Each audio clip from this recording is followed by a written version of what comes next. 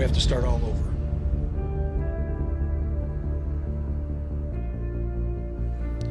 You almost feel like an outsider.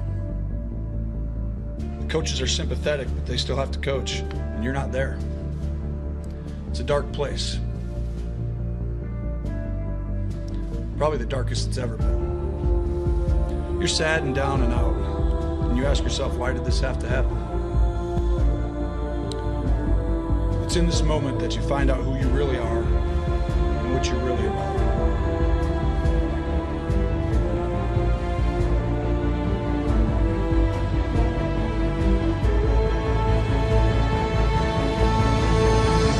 Most of us go through life with our brakes on, holding back, not giving all that we have, not sharing all of ourselves.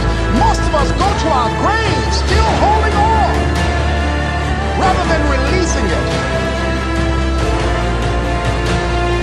because of past experiences, past defeats, past pain.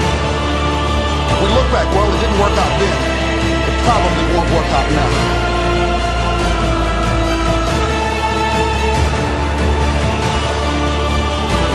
Tonight we were exposed for what we are right now. It means that what I did didn't work tonight. And I've got to separate what I do from who I am.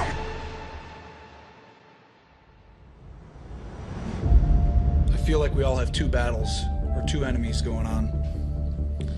One with the man across from you. The second is with the man inside of you. I think once you control the one inside of you, the one across from you really doesn't matter. And I think that's what we're all trying to do.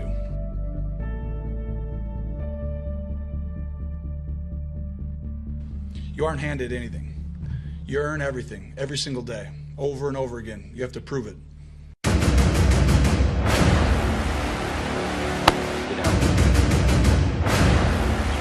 Keep your knees off the ground, just your hands and feet. There you go. A little bit left. Good effort. Keep coming. There you go. It's a good start. A little bit left. A little bit left. Good strength.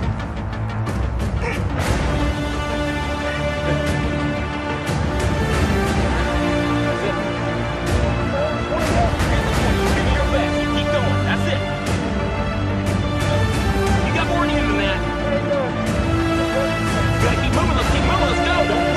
Nothing left. There you go. Keep moving. Keep driving. Keep your knees off the ground. Keep driving. Very best. Very best. Very best. Keep moving. That's it. That's it. That's it. Keep going. Don't quit on me. Keep going. Keep driving. Keep your knees off the ground. That's it. You're very best. Don't quit on me. Very best. Keep driving. Keep driving. There you go. There you go. Keep driving. Your knees off the ground. Keep driving. Don't quit till you got nothing left. That's it. That's it. That's it. Keep going. I want everything you got. Come on. Keep going. Don't quit. Very best. Keep driving. Keep driving. There you go. There you go. It's heavy. I know it's heavy. I'm out of strength. When you negotiate with your body to find more strength, don't you give up on it. You keep going. You hear me? You keep going. You're doing good. You keep going. You're not quitting. You keep going. I know it hurts. You keep going. You keep going. It's all hard from here. 30 more steps. Keep going. Come on. Keep going. And let it burn. It's all hard. You keep going. Come on.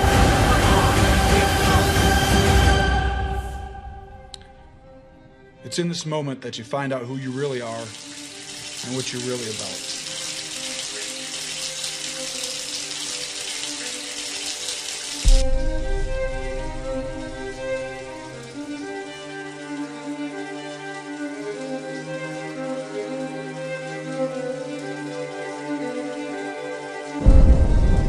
I wish there was no suffering. And it just comes with the job.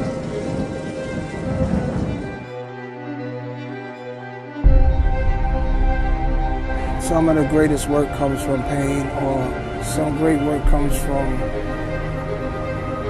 love, from loss. it's like wanting to be the best at whatever you do. Never stop until you're the best. Like, I don't believe in doing anything halfway. I believe in going all the way. So, you never stop.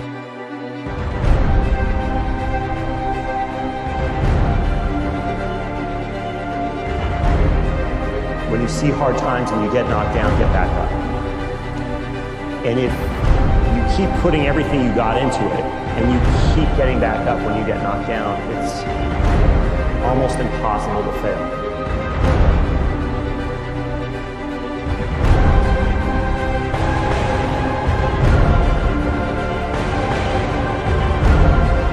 Push until it hurts. Or you want to be always pushing beyond what you're comfortable with, and you're sweating just a little bit all the time. And when that happens, when you're constantly pushing beyond what you think, what you know is possible, you're always sweating a little bit, and you're always a little bit nervous. But that is the drug. And so when you're pushing like that and you're never really relaxed, then it always feels small.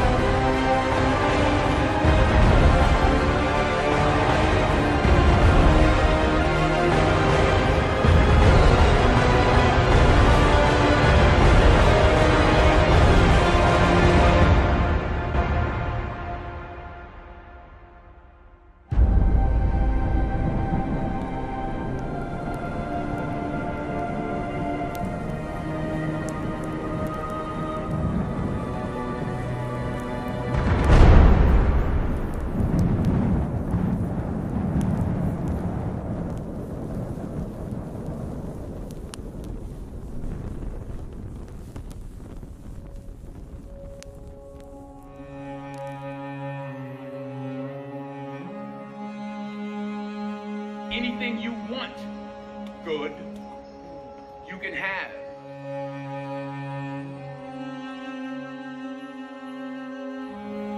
So claim it. Work hard to get it.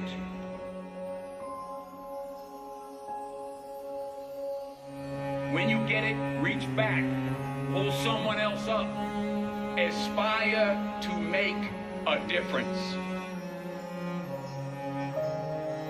I found that nothing in life is worthwhile unless you take risks. Nothing.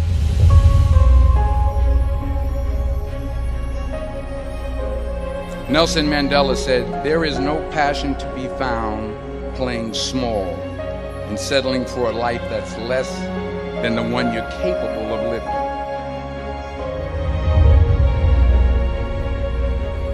To get something you never had, you have to do something you never did.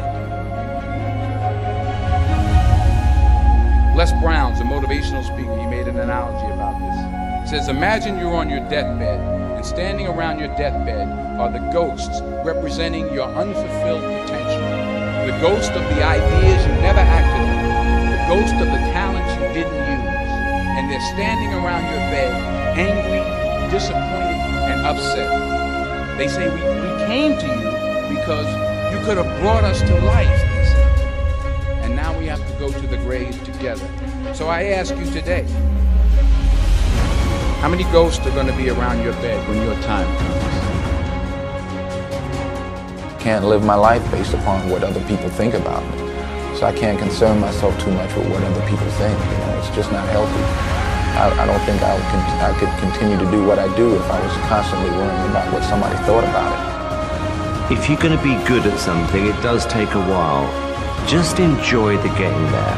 You're going to get fed up, you're going to get disheartened, and people are going to tell you you're useless. Had all that. But what I can say, after about 15 or 20 years, I learned how to do something well, and I enjoyed that getting there as much as being there.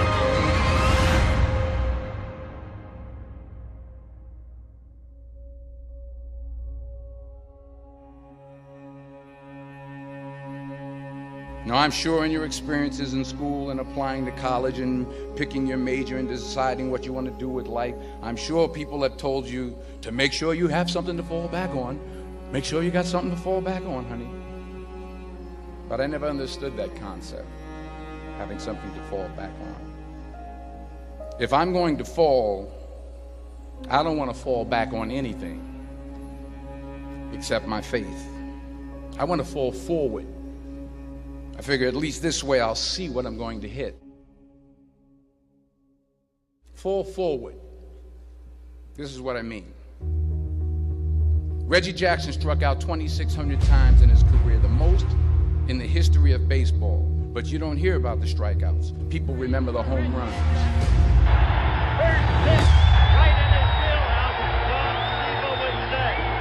Reggie Jackson now well on his way to becoming the most valuable player in the 1977 World Series. As the pitching skills get better and better, that hitter needs to be able to adapt and adjust.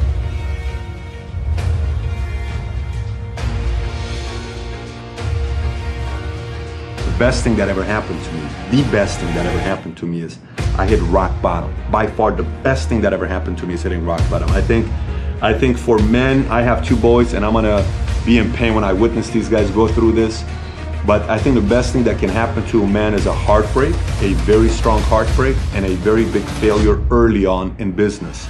And it happened to me early on in life, both heartbreak and business. It happened early on because I thought I knew it all. And it was a slap in the face to say, if Socrates says, the only thing I know is that I know nothing, if the greatest minds on their deathbed are saying things like that, what makes you and I think we know everything?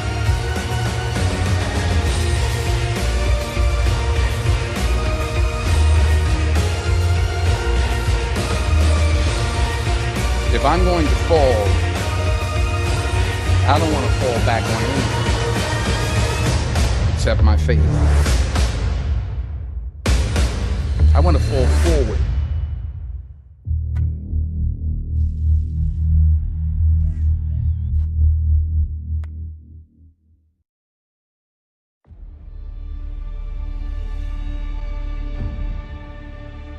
He said, but imagine, if you will, being on your deathbed and standing around your bed, the ghost of the ideas, the dreams, the abilities, the talents given to you by life, and that you, for whatever reason, you never acted on those ideas.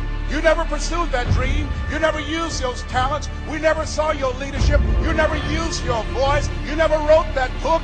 And there they are standing around your bed looking at you with large angry eyes saying, we came to you and only you could have given us life. And now we must die with you forever.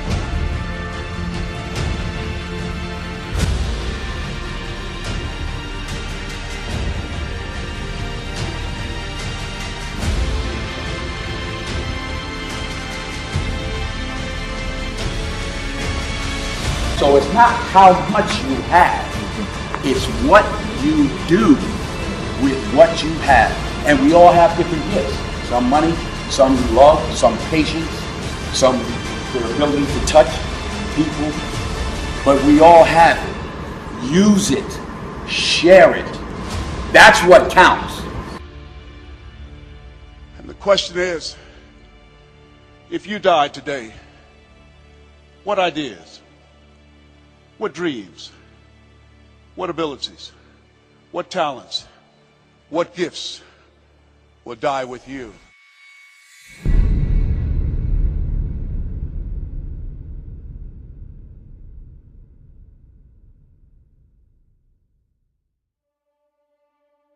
Ask the question when you're thinking big, why not you? And answer it. I'm not just doing this motivational video. Why not you? Why shouldn't you win? No, forget motivational. Let's get logical. Why not you? Actually answer that. Why can't you be somebody that can do something in your business that's never been done before? Why not you? Answer it. So give the argument. Logically, here's why not me. Because I don't work hard enough. You can fix that. Stop being lazy. Well, whatever, but because I'm not that good in sales. You can learn sales. So, okay, because I don't know much about the product. You can learn the product, but why not you? Because no one in my family's been rich. So what? No one was rich in Zuckerberg's family before he became who he is today, and nobody was in Jobs. Jobs' mom even gave him up for adoption. So many things go wrong when you're starting a company, and often I think people ask, what mistakes should you avoid making? And my answer to that question is don't even bother trying to avoid mistakes, because you're going to make tons of mistakes, right? And the important thing is actually learning quickly from whatever mistakes you make and not giving up. Sometimes life's going to hit you in the head with a brick. Don't lose faith. I'm convinced that the only thing that kept me going was that I loved what I did.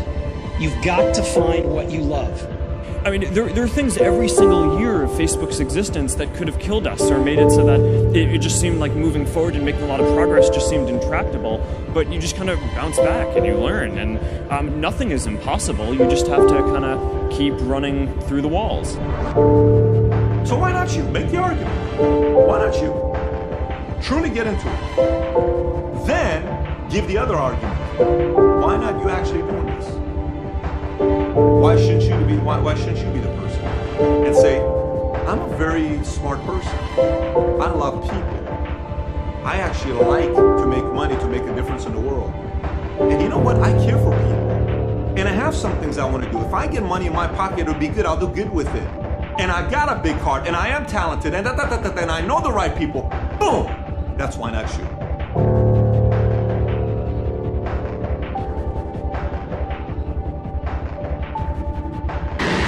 Four years after starting, SpaceX rolled out its first rocket, an unmanned booster called the Falcon 1. Falcon has cleared the tower.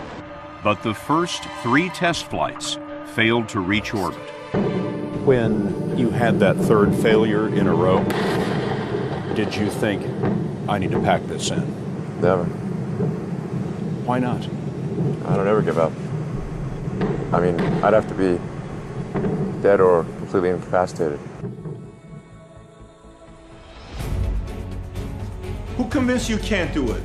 Who convinced you can't be part of a group of people? I watch so many guys on YouTube that, are even some of these guys are considered experts by big magazines, and they've written New York Times bestsellers, and they say some shit like, oh, entrepreneurs are born. Give me a damn break. Entrepreneurship can be taught. Entrepreneurship is an inspiration that comes from here for some people that want to solve a bigger problem. What do you mean entrepreneurship is something you're born with? I completely disagree with that statement. Fully disagree with that statement.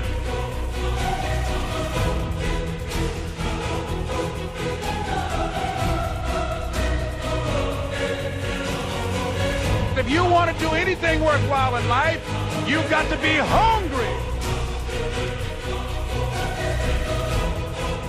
And so I started working to develop myself. He said, I want you to practice every day being a disc jockey. I said, but I don't have any job now. He said, it doesn't matter. He said that it's better to be prepared for an opportunity and not have one than to have an opportunity and not be prepared. So every day I was working to develop myself. And that's what you must do. Entrepreneurship, it is a formula. If you hang around other people that think like this, and you watch this video, and you watch all of Valuetainment, or some of the people that are feeding the right type of content to you, and the right books you read, your imagination won't stop working.